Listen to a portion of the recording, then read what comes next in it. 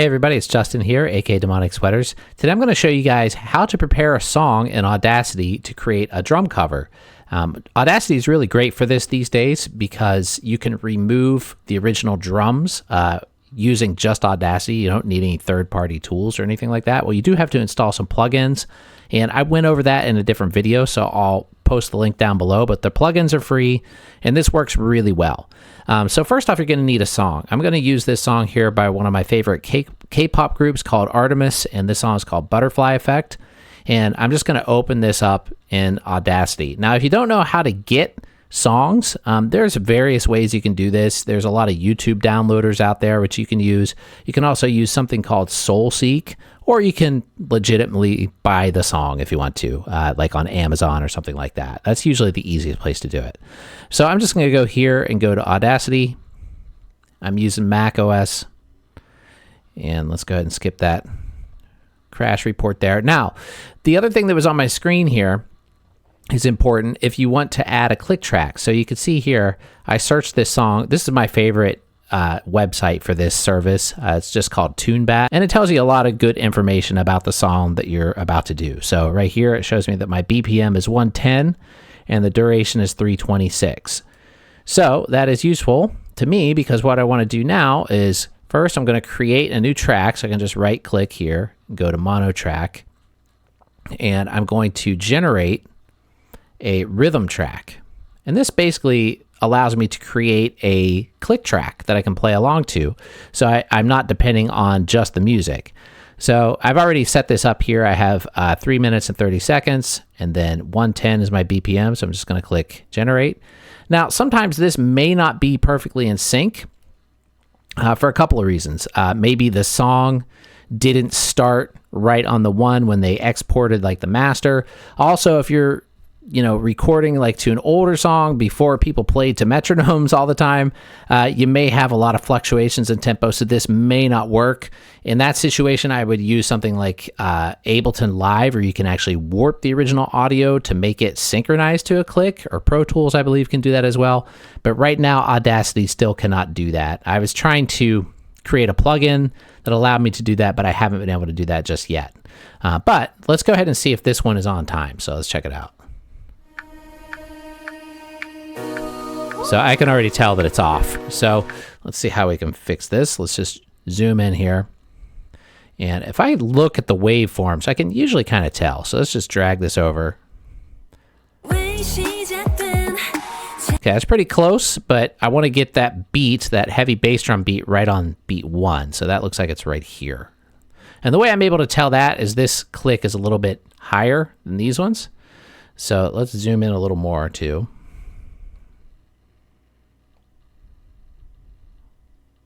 Where'd I go?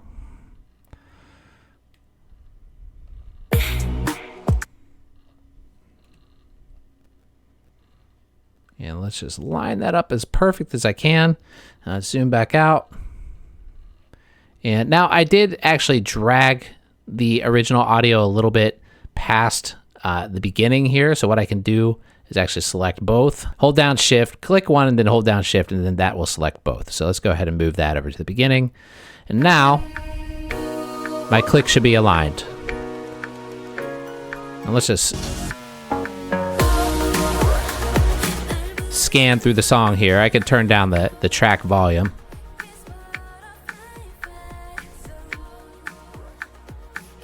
And let's go a little further out. Make sure it's synchronizing all the way through. That sounds good. Okay, that's perfect. So let's go ahead and put the volume back up here. And now what I want to do is I'm going to select this track, leave my click track where it is, don't select it, but I'm going to, well, first off, let's save it. So let's go to save. Okay, and then I'm going to highlight this and go to Effect. Then I'm going to go down to Open Vino AI Effects and go to Music Separation. And then I'm going to select 4 stems. Click Apply. And that will take quite a while to complete because it's a pretty process heavy thing. And just give us some time. So once it finishes up, I'll come back. All right, it finished up here, and I just think this is so cool. But anyway, here's my original track on the top. So I can mute this one, And let's just make this real small because I don't really need it. Then I've got my click track all the way up here on top. And let's go ahead and play a little bit. Now I can mute the original drums right there. And if I want to, I can, basically remix it, add tracks, whatever I want to do here at this point, because I have stems. And it is like kind of limited. It only gives you a few stems here. We have 4 different ones. So we have drums, bass, vocals, and everything else is pretty much how it works. So this is other instruments, which is everything else. And then vocals are here on the bottom. So let's just solo some of these so you guys can hear them. Here's the vocals. We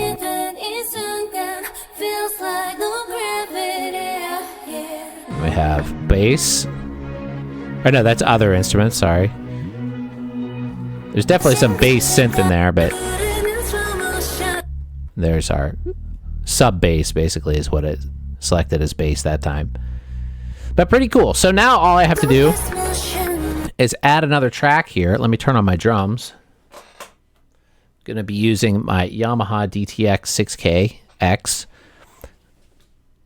Okay, so they're on, and I'm going to go here to my audio setup, and I'm going to change my recording device. Well, it's not picking up yet. I might have to restart here. Rescan audio devices. Here we go. Okay, and now we go to recording device and DTX drums. And I also want to set that as my playback device because I'm going to use the headphones on my drums. So now all I have to do is go over to my drum set. And first let's add another stereo track here. And I'm going to record onto this track right here with my drums. So let's rename this my drums. And let's give it a shot. And I have a remote, actually. This is something that I could show you guys. I don't have an Ableton remote because that's kind of a pain to set up. But one thing you can do, this is just a cheap Android tablet here, but I have a Bluetooth keyboard and mouse app here that is free. And you can use this app basically to control the mouse. So when I'm over there at the drums, I have a holder for my tablet, and I can just press record using this right here, and I don't have to get up. Oops. So let's go ahead and record, and we'll see how it comes out. All right, so I finished up recording, and it came out sounding really good, I think. And one thing, though, I forgot to mention is you might have a synchronization issue with your drums with the rest of the tracks on Audacity, and this can happen if you've never set up your latency compensation. Now, I have a really, really old video on YouTube about how to do that, and I'll post a link to that down below, but it should still be relevant even to today. But in case things aren't synchronizing up, like actually mine were not after I recorded, but all I had to do was just zoom in here and just go to my drum track, the one that I just recorded, and then just, kind of align it to the click here. And I just drug it, manually. Now, you can do this as well. However, I would opt for, having it do it automatically is kind of the best thing. But if you can't, and if you have a mistake, or if you get to do it like I did, then you can do it that way. You can just manually align it. But it sounds good here. So then once we have that, we can also go here to View and go to our mixer. And we can start mixing our tracks, to make it sound how we want it to sound.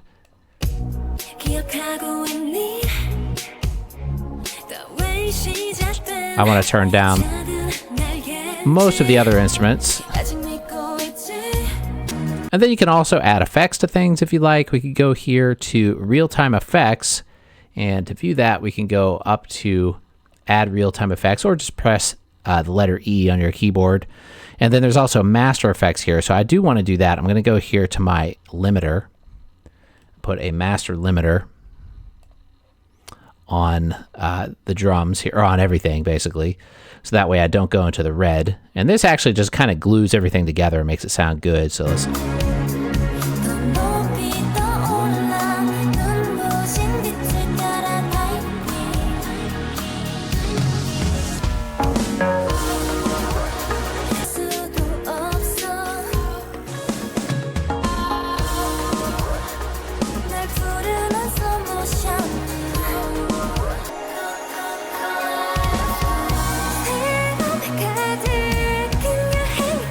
Okay, and as you can see there, I was just sort of adding things to the drums and just playing with the mix a little bit. And I think I was able to get something that I'm pretty happy with. So let me listen to it on my speakers now. I like to mix on my headphones and listen to it in my monitors. I have a pair of Tannoy PBM 6.5 vintage monitors, and I actually really love these monitors. I've been using them for well over a decade. Yeah, and I think it's sounding pretty nice. Now, I'm sure this video is going to get restricted as far as monetization goes, but whatever. I wanted to show you guys how to really do this and how to really just kind of get a good drum cover put together using free software. Now, all right, now once you have something that you're happy with and you're ready to export or mix down your project, all you have to do is go here to File, and then we go to Export Audio, and then you can save this wherever you want to save it. I already saved a version of it, so it's probably going to give me a warning here, but just going to select a WAV file, 16-bit, 44/100 hertz. You can change this to 24-bit or whatever bit rate and sample rate you like, but I'm going to leave it at the default there and just click Export. And that's how you save it. And then after that, you can start editing your video and putting together, you know, the drum cover the way you like. Now, I'm not going to go over all the video editing in this video, but I could do that in another video later on. If you want to see it, just leave a comment down below and let me know. Anyway, thanks for watching, everybody. Don't forget to click like and subscribe, and I'll see you all in the next video. Have a great day.